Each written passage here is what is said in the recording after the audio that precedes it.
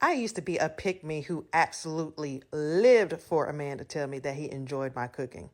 However, I've since grown and have learned better than that, but that doesn't stop me from throwing down in the kitchen when I get ready to.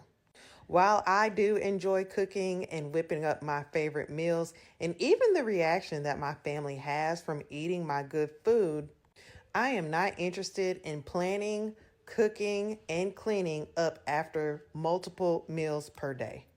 With the many businesses that I run and the different things that I have to do with homeschooling and when it comes to the household, I just don't have the time. It's more than a job, it's multiple jobs in one.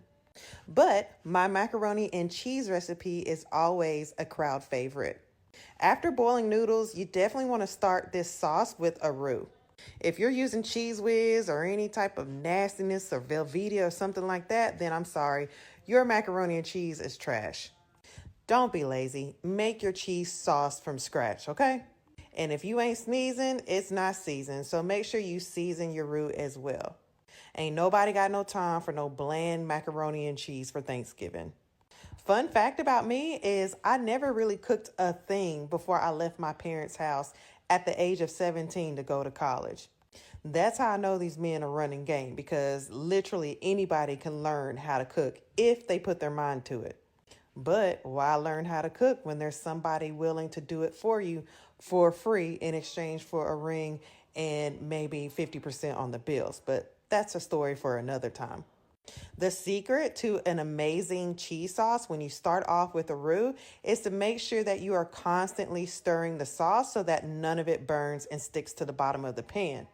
Then, if it sticks to the bottom of the pan, you just get this weird, bland, burnt taste in your cheese sauce, and your macaroni and cheese ends up not being as flavorful as it could be. I only use cheese that I shredded myself, honestly, because it melts a lot better because it doesn't have that little nasty coating that pre-shredded shredded cheese has from the grocery store, which means you get an ooier, gooier, cheesy macaroni and cheese for your Thanksgiving dinner. I know a lot of you add eggs to your macaroni and cheese, but with this recipe, there's no need for them because the cheese sauce will be enough to bind all of the noodles in this recipe together. Once you combine the noodles with your cheese sauce, it's time to give it a good stir before you add your toppings. We want a good thick layer of cheese on top of our macaroni and cheese. So the remainder of the cheese that you grated is going right on top.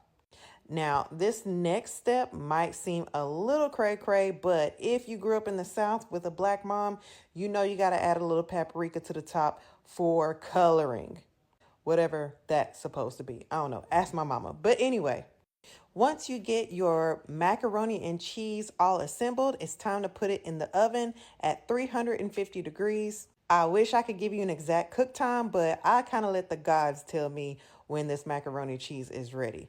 So bake until the cheese on top is bubbly and the middle is set. And there you have it, a perfect macaroni and cheese recipe for your Thanksgiving dinner. Bon appetit!